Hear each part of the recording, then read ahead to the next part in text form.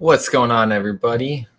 We have a professor present here in the chat already, and Comics Kings popped by earlier. I don't know if he's still here or not, but figure I might do this more frequently so I don't have to edit anything. I'm tired of making video edits a lot. This will save me time, make this a lot easier to do the new comic book day hauls. And I might just be changing the time each week, but Wednesday, sometime in the evening, to talk about the new comics I picked up and hang out for a little bit. So happy new comic book day, everybody. Sheena, happy new comic book day. What's going on here? So yeah, let's get it kicked off. I'm gonna actually talk about what I picked up from Marvel and DC this week.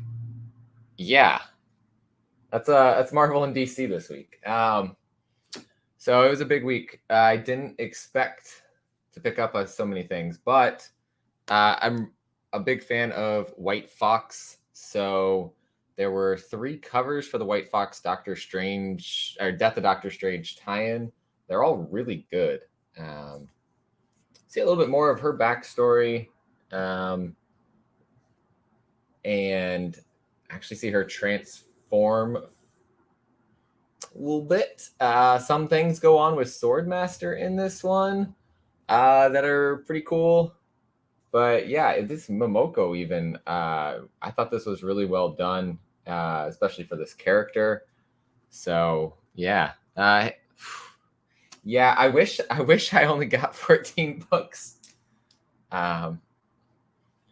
Let's see. Okay, so Venom. We're seeing how Venom continues. I like the first issue. I'm gonna keep going with it. But there was a local comic shop day variant for it from John Boy Myers, and that was just too sick to pass up. So Marvel got me a little bit on covers this week. Perfect timing, Michael. Yeah, live show with a side of dinner. I'm just going through my Marvel DC stuff first, and then I'm going to head into all my indie books for the week. Still on Spider-Man.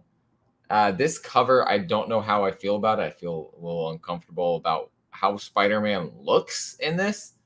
I mean, Craven's trying to eat Spider-Man. That's nothing new, but the way Spider-Man's drawn here is a little weird. But it's Arthur Adams. He does some crazy things sometimes. So that's the cover A. So also, my shop just got Hawkeye Kate Bishop this week. I know a lot of shops got it last week, but we just got it this week. They get their Marvel comics through Diamond still, though, so that could be part of it. And I couldn't pass up the Phil Noto cover with Lucky over there. And then Daredevil's on to 36, which is the last issue of the Daredevil run. And we're going to have Devil's Reign occur. And then I think there's a Elektra series, Elektra Woman Without Fear, that Chip Zdarsky's doing after this. So I'm looking forward to reading this one and seeing where it's been. This is one that I've been on since it started at issue number 1. So I'm pretty happy to have stuck with a Marvel series for that long. Spider-Man I stuck with for quite some time, fell off of it. I read the last full Venom run. So there's been a couple Marvel books that I've done well with. And then some Batman here. Batman Annual focused on Ghostmaker. So maybe that's now last Tynan because he had last main line issue was 117. And we've got the Annual and the Fear State Omega wrapping up all of that here. So that's Marvel. That's DC. Those are done now. Let's look at the indies this week. From Source Point Press, I've got Suicide Jockeys number 4. Ryland Grant's the writer. This has been a really cool story. Kind of sad it's ending. This is I think it's 4 of 4 issues here. I'm going to see if it says the end at the end, with hopefully not spoiling anything. It says to be continued. So more to come from this one, which is good news for me. Let's see what else we got. Mad Cave Studios, The Last Session #1. I picked up the cover A and the cover B here because I love a good character stat sheet, right? So I hope they do cover A's and cover B's for the whole series and do this for all of the characters in the series. That would be really cool. But yeah, this is character name is Kez the Bold. Cassandra is the player. Heritage is Dragonkin Bard, level 17. So concept, I guess, is a group of people started a game of D&D a long time ago, but they hadn't finished it. They're getting together to wrap up that session, but so one of the people brings somebody new. So now they're thinking, are we ever going to finish our game that we started together many years ago? Popstar Assassin. I feel like I got a lot of duplicate covers this week, but I get all the Behemoth books covers, and 4 of the covers came out this week. The cover A came out last week, actually. So I've already read this one, but each issue has one like this: PSA 1, 2, 3, etc. This is really cool. There's really cool art. I think my favorite though is this one because the costumes remind me a bit of Wonder Man mixed with, I don't know, I feel like mixed with the Wasp a little bit. But that is a cool costume design there. Let's set those there. Redshift #4 from Scout Comics here. I do actually have this from the Scout box, but I don't think I've gotten to read it yet because I've been trying to catch up on a lot of other reading. This, I think, came out a couple weeks back, but I could be wrong. We Promised Utopia #2, or maybe it was supposed to come out, but did not come out. I really enjoyed issue #1 of this. It's from a small publisher, Literati Press. They're from Oklahoma City in Oklahoma. They actually have I think a comic book shop or a bookshop. And so they also, though, do some comics. A series I am vastly far behind on from Kieran Gillen and Dan Mora here. Once and Future from Boom Studios. Hey, Missing Link, what's going on? Very far behind on that. And I don't know why I keep picking up the single issues, but I do. I probably should just read that one. And I might just actually stop that for my pull list so I can do that, or do pause for a while. If things get light, go back and pick up single issues. I haven't decided yet though, and so I keep getting it. Murder Hobo Chaotic Neutral from Schmalke, Lynch, and Brown from Scout Comics. Yeah, this one's fun. If you play D&D, definitely recommend checking that out. There's 4 issues total with that, so that's it's been a little bit since the last issue, so we're probably next month we'll get the final one. We also, from Happy Tank Behemoth, we've got MFKZ #6. I think that concludes this volume of MFKZ. Potentially there will be a pause. I don't remember if there's a pause or not, but it seems likely. And one of my top picks this week, The Me You Love in the Dark #5 from Scotty Young and Jorge Corona. This is going to be the first one I read because I got to know how this ends.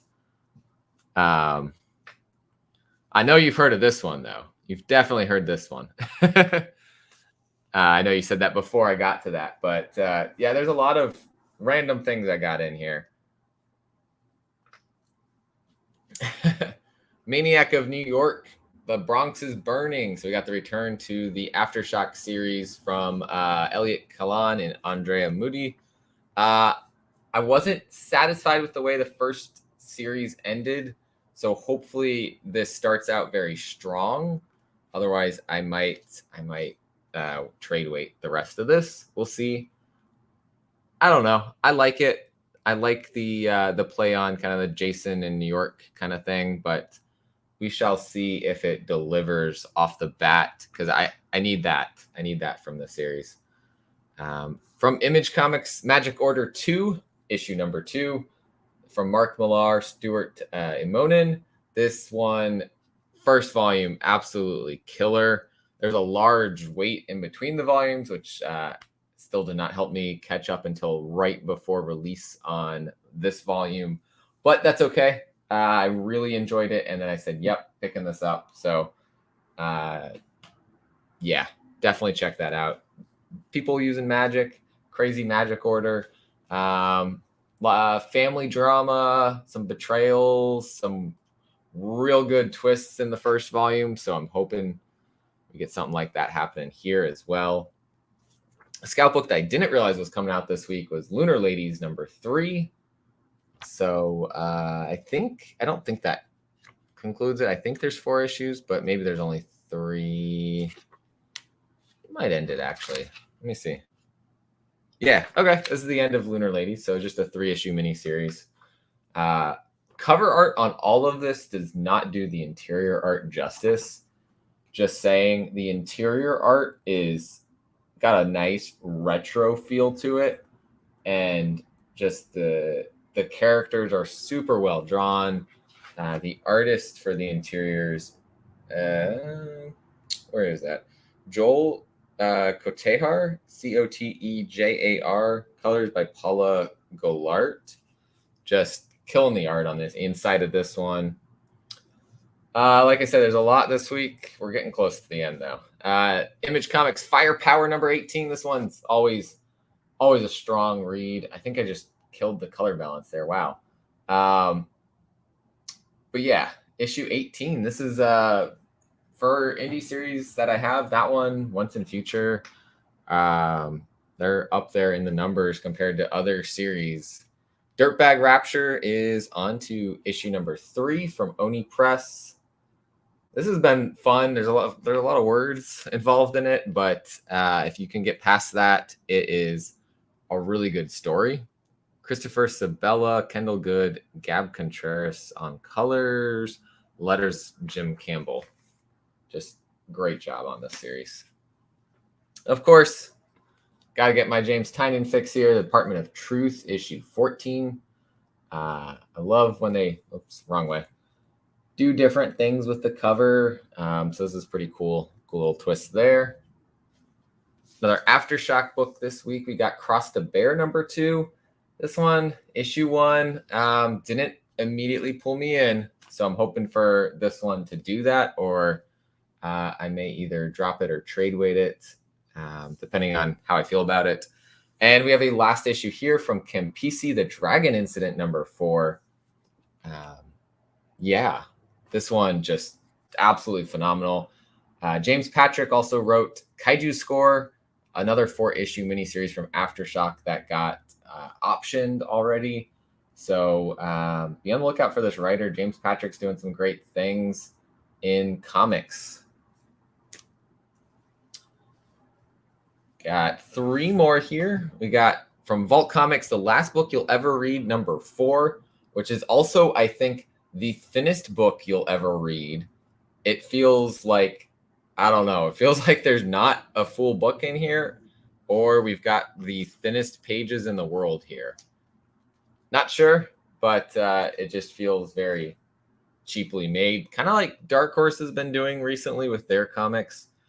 So it could be, I think, part of the production issues that we have going on, the paper shortages, all of that happening, leading to some of that change in quality in the books, but it makes them lighter. So if you're storing a lot of books in the same place, that could be good to have a lighter load there. And then we've got a new one from Ablaze Comics, Animal Castle number 1. I'm very excited to check this out. I loved Animal Farm. So I'm hoping this hooks me pretty quickly as well. The interior art is great. These comical animals. Yeah.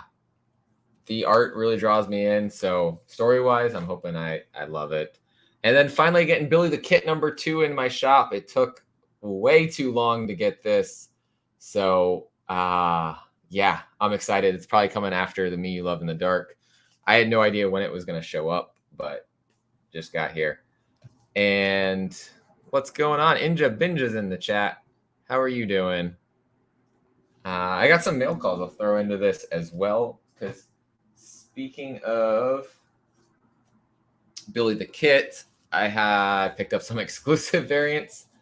This killer cover here, I believe this is John Gallagher who did that, and also did this one here. I'm pretty sure I ordered 2 copies of one of those covers, and I only got one, so I got to reach out to them. Some Sheena love in the chat as well. And then I gave away one of these on our 1,000 subscriber giveaway, but Inhook Lee did some variants for Billy the Kid also. And, you know, when you order variants from line breakers, they're bound to create some coins to go along with it. And if the camera wants to focus, there it is. Awesome little coins there. Super cool. I have also got a Kickstarter here, Expired, #1. Great start to the story that I've seen. Travis Gibb write some great stories. He did this with Heminger was the one who had the idea for the story, but he wrote this. So I got this one, which had a spoiler there. Then there was a version of that cover. Had to get the Ryan Brown variant on this as well, because Ryan Brown's art is phenomenal. And this right here made me really excited about the story. I know that's not the interior art, but Ryan...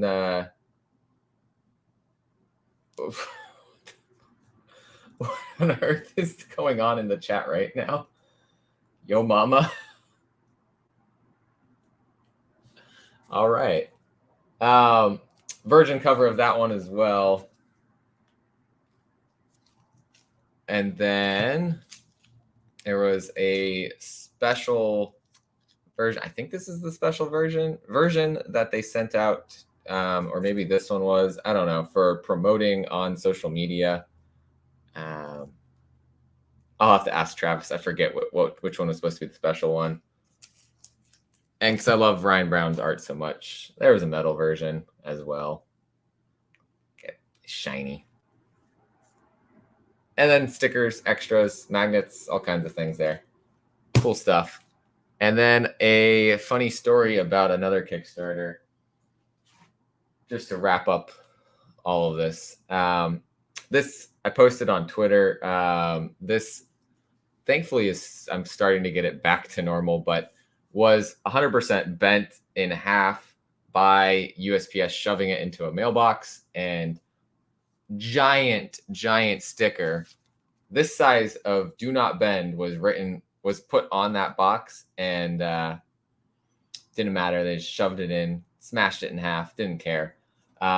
This had been smashed in half, and so the creator actually sent me a new one. I didn't know they were doing that, so shout out to I think it's Erica Schultz and the whole team from Deadliest Bouquet for sending this as a replacement. And they got sassy and they put that "Do Not Bend" sticker on the envelope because they didn't trust USPS. And so I appreciate that. I love indie creators. They care about comics and care about getting the, good quality product to their comic fans, customers. Yeah. I think there's 2 comics that are flying under the radar. One of them is Billy the Kid. Phenomenal first issue. Phenomenal. And I haven't read Animal Castle yet, but it has potential. It definitely has potential. The other animal related one, if we want to go down this route, is Good Boy. Good Boy from Source Point Press. Phenomenal potential with that one. And somewhere over here, speaking of Kickstarters, I might as well show that off too. I backed that Kickstarter. You get little like cards for John Sparks. It's just dead and Flint Sparks. Yeah, so I've got an Ash Can for Volume 2 and 1, and I have all 3 issues from the Kickstarter here. So Good Boys one I highly recommend. And then I have issue 1 from my pool last week. So definitely.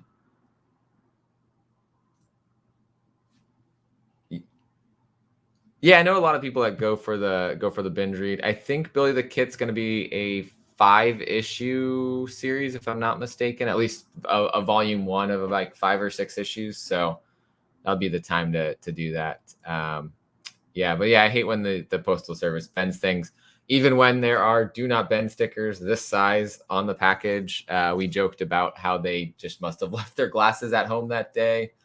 What's going on? John's Comics with Kids is here. How are you doing, John? But yeah, I mean, I definitely think there's, some books that I don't hear a lot of talk about. Billy the Kid, Good Boy, and Animal Castle among those that could be sleeper hits in there, definitely. I think that is.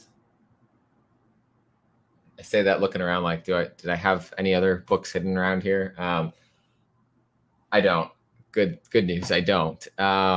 But yeah, a giant stack for New Comic Book Day because I had a lot of Marvel and DC books this week, which is surprising for me. That right there, Marvel DC. So that kind of changed my pool this week, but I've got some good indie books to read this week as well. Lots of good things going on in these Marvel books and DC. So reading up the end of Fear State and end of Daredevil, and this, one shot here with White Fox was really good. That's the only thing I've read so far. I had to know what was going on in that, and we'll see how Venom continues. I don't know if I'm going to continue it yet, but with Al Ewing and Ram V on the writing, it looks like Ram V is the only writer on this issue. They don't list Al Ewing on this issue, so hey, Remy Q, what's going on? Only 2 DC, yeah. 2 DC for me. They're both Batman related. Ghostmaker story in the annual, and then the end of Fear State. It's the end of it. I like to get a good conclusion, hopefully. But Hawkeye for me this week. Last week it didn't come to my shop.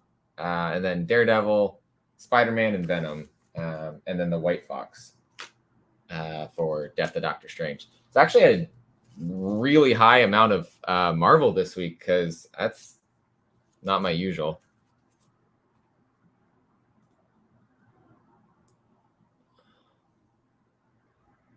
Oh gosh, yeah.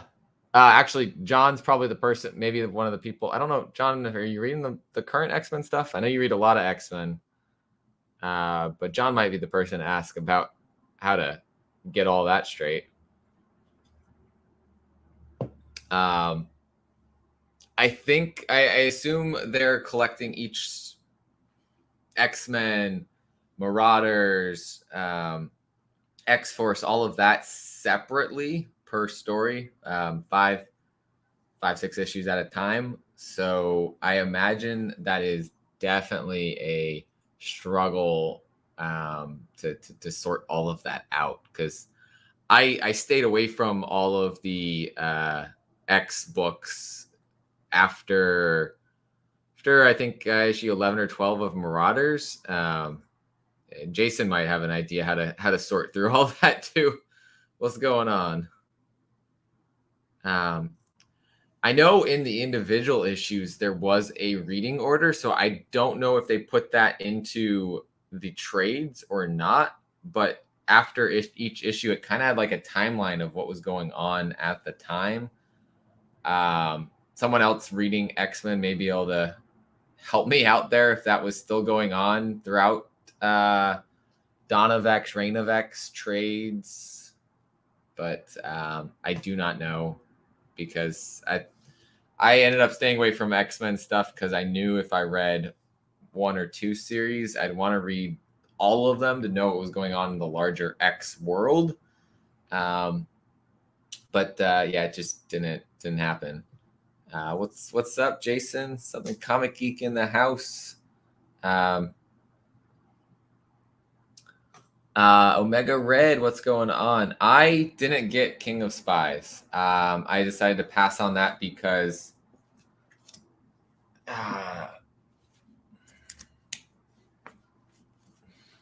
this was my stack this week, so had to pass. Spy books aren't usually my thing, but yeah, it might be a good book. I forget, was that also was that Miller, Mark Millar doing that one? I can't remember. Yeah, I don't know if that if they put that nice little timeline thing into the trades. Nah, it couldn't happen. I couldn't replace any of my books I had multiple covers of to get that. Nope, couldn't happen. If I hear good things, I'll go back and read it. Don't worry. I have enough reading to do this week that I don't need that.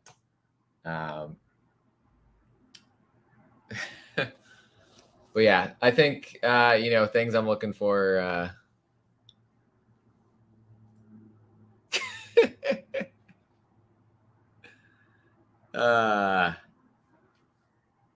Yeah, no, it's I got a couple books this week that are ending, so that's good. That's gonna help clear out some stuff. I'm going for cutting some stuff out by the end of the year, reassessing some of this. But I'm really enjoying some of these more indie books. Like we promised Utopia. I think that's a great real indie book to go for. Again, Billy the Kid from Blue Juice Comics.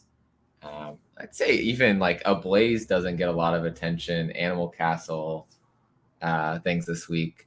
Yeah, I mean, I got his other book that came out this week, so I am enjoying that. Wherever that went. I don't know. Where did? You see, there's too many of them here. I think this was, it's Mark Millar also. Magic Order 2. So I'm reading that one from him. I'm sure I would probably end up finding out that I like King of Spies, but again, can't add it at this moment. We'll see maybe in a week or two how I feel about it. Maybe next week I'll end up picking it up if it's a light week. It's got Scalera's art in it. Okay, cool. But yeah, that's where I'll end it, just because I could keep rambling on, but I want to keep this a little bit shorter. I'll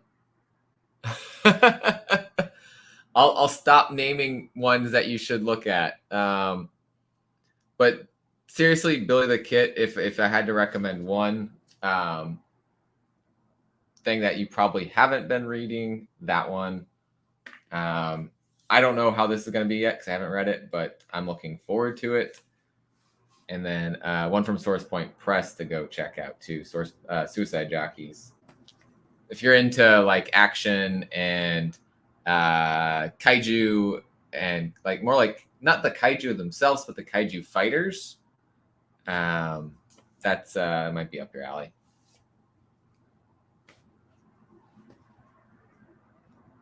Yeah, gotta get on that one. John, I might have to track down another copy and send it to you. And what was it? I don't even know if third issue of this one's come out yet, but I did finally read these. So great recommendation there, Jason. Monster Kill Squad.